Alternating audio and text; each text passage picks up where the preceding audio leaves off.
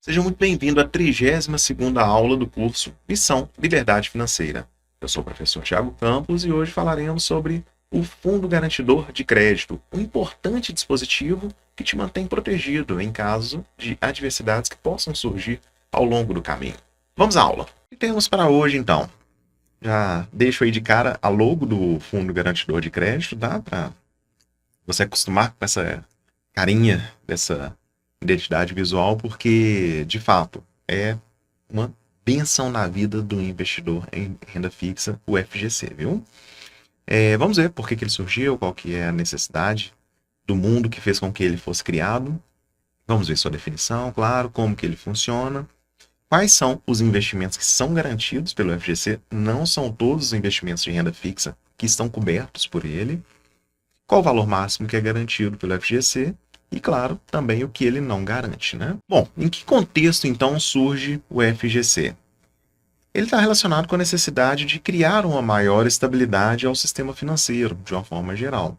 Afinal de contas, nenhum governo quer que a economia do seu país esteja em risco. Então, diante de algumas adversidades, de uma empresa quebrar, um banco quebrar, surge aí o FGC como um ponto de solidez, um ponto de segurança de fato para quem faz investimento nessa área.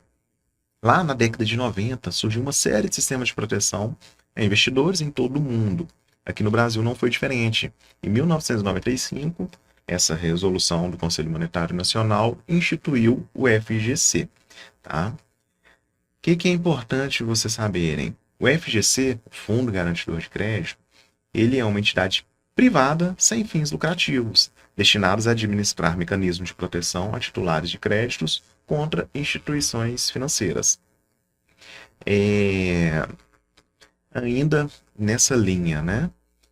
Ele traz proteção a correntistas e a investidores, que é com você que eu estou falando neste caso. Na prática, como que ele funciona? Ele permite que você recupere seus créditos em alguma instituição financeira em caso de falência, intervenção ou liquidação, dentro de limites pré-definidos. Para a gente, para o investidor, para mim e para você, o Fundo Garantidor de Crédito representa a segurança de que suas aplicações estarão seguras mesmo em eventos extremos, mesmo na falência de um determinado banco, de uma determinada empresa. No entanto, né, seja uma instituição privada, ela não tem fins lucrativos. Dessa forma, o FGC ele funciona como uma associação civil que depende de aportes mensais dos seus associados, que são bancos e instituições financeiras de uma forma geral. Eles participam com essas contribuições para garantir um sistema financeiro mais saudável para o país e para os investidores. Ele é o legítimo ganha-ganha, tá? Então, veja bem, imagina aqui 10 bancos reunidos. Eles sabem que existem riscos atinentes às atividades que eles desempenham. Então, funciona bem como um seguro mesmo.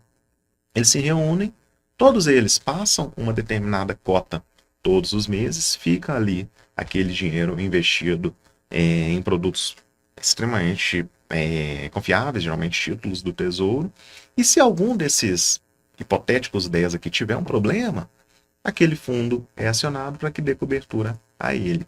É um caso clássico de uma relação ganha-ganha. É bom para todo mundo a existência do FGC. Além de entender a sigla, né, você precisa entender como que ele funciona de fato. E é isso que eu acabei de dizer. Os associados repassam mensalmente um percentual de suas cotas para o Fundo Garantidor de Crédito, nesse exemplo hipotético dos 10 bancos. Em caso de falência ou intervenção de um deles, esse montante é usado para quitar o valor devido aos investidores, aos correntistas. Nesse cenário, os investidores têm direito a receber o valor investido mais os juros relacionados àquele período, observando os limites estabelecidos, que a gente vai ver agora. Então, antes de passar para os valores de fato, só repassando de uma forma mais resumida. O FGC nada mais é do que juntou-se muitos bancos, se não todas, instituições financeiras, e houve um grande acordo. Gente, vamos juntar aqui. Se um tiver problema, a gente dá cobertura para ele. Pode ser eu que tenha problema amanhã. Então isso é bom para todo mundo. é um belo de um seguro. Funciona muito similar a um seguro automotivo, um seguro residencial. Todo mundo paga um pouquinho algum mês, algum ano. Alguém pode ter um problema, aquele dinheiro vai estar lá, aquela pessoa tem o seu sinistro coberto, tá? Vamos lá. O valor máximo garantido pelo FGC tem o teto de R$ 250 mil por CPF por instituição financeira. O investidor com fundos superiores a 250 mil, ele deve se atentar a isso para que ele faça uma separação do seu patrimônio. Então, hipoteticamente, que se você tem 300 mil, é possível você dividir isso em ativos em instituições financeiras, de modo que, na hipótese de um colapso, você tenha a cobertura plena. Qual que é o ponto de atenção? Às vezes as pessoas cometem um erro muito simples, mas que impacta severamente na hipótese do problema. Se você tem 300 mil, não é razoável você colocar 250 mil em uma instituição e 50 mil na outra. Esses 250 mil vão render. E aí está lá rendendo, já virou 280 mil, e aí você tem um problema e você vai receber apenas 250 mil. Os 30 mil que rendeu ali, embora o FGC cubra o valor com rendimento, mas ele não ultrapassa o teto. Então, ao fazer essa distribuição da sua carteira, é necessário que você já considere um prazo de rendimento. Coloque 200 mil, 210 mil, para que você tenha fôlego até os 250, e quando chegar neste valor, tire dali e faça uma nova redistribuição, tá? Tente manter sempre um limite abaixo ali dos 250, para que, quando precisar, se precisar, você não perca parte desse capital. Importantíssimo, tem um limite global. Não é uma divisão eterna entre instituições financeiras de 250 mil. Você está limitado a 1 milhão. Tá? Então, 4 divisões de 250 e ponto. Se você tiver um valor superior a isso e der um grande azar de acontecer um problema generalizado, você vai ser ressarcido em até 1 milhão. O que eu posso dizer, entre aspas, para acalentar seu coração nesse sentido? Se houver um problema que vai colapsar 4 opções diversificadas, meu amigo, o problema é muito maior do que perder R$1 milhão. É realmente um problema de colapso da nação, é um caos, é uma guerra, é uma coisa que é muito séria. Então, neste caso de tudo colapsar ao mesmo tempo, é muito raro, não há histórico disso. E os históricos de uso do FGC pontualmente, né, nesse caso aí de até os 250 mil, também são muito raros. Não acontece isso todo dia, não acontece isso todo mês.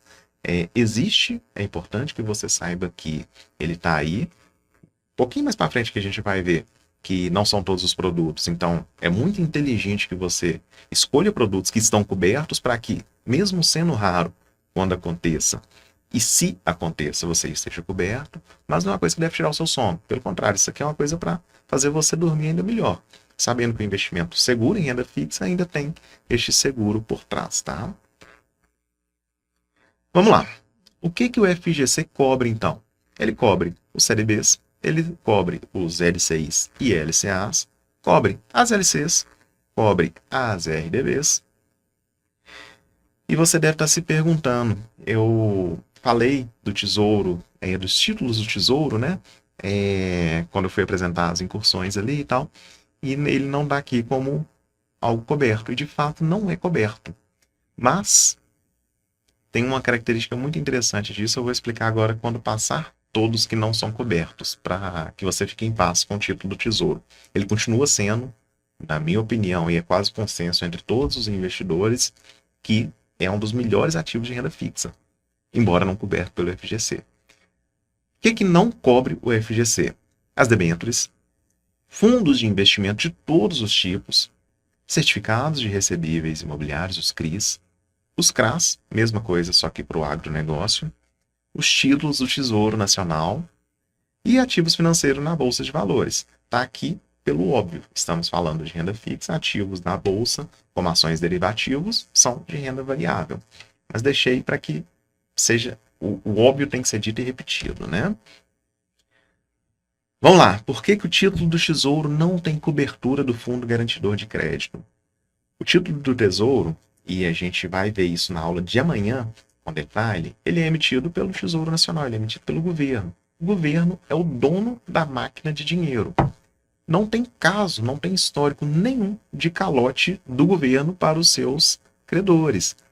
Num pior cenário, se ele se endividou a um ponto que ele não consegue pagar, entre aspas, tá? Ele liga a máquina de impressora do dinheiro, imprime mais dinheiro e paga todo mundo. Você se lembra da aula de inflação, isso vai trazer efeitos cascatas, a inflação vai vir e tudo mais, mas a dívida é paga. Então, colocar o FGC para cobrir título do Tesouro é loucura, porque é uma coisa que não vai acontecer. A hipótese do governo não pagar a sua dívida tende a zero, muito próxima de zero, se não zero, tá? Então, este é o ponto de atenção entre esses dois ativos, entre esses dois grupos, do que cobre com o que não cobre, porque a depender de quem vai te assessorar na sua corretora, do seu gerente de banco, embora você já sabe que ele não é a pessoa para poder assessorar você a construir o seu portfólio de investimento, pode ser que ele fala isso e você, distraidamente, fique com medo. Poxa, o título do tesouro não tem cobertura do FGC. Sim, não tem. Isso não é problema, tá tudo bem. Ele não tem exatamente porque não precisa. Tá? E aí, o camarada, nessa narrativa, ele pode te induzir a comprar um produto que não seja tão bom quanto um título de tesouro, sob o argumento de que ele tem a cobertura do FGC.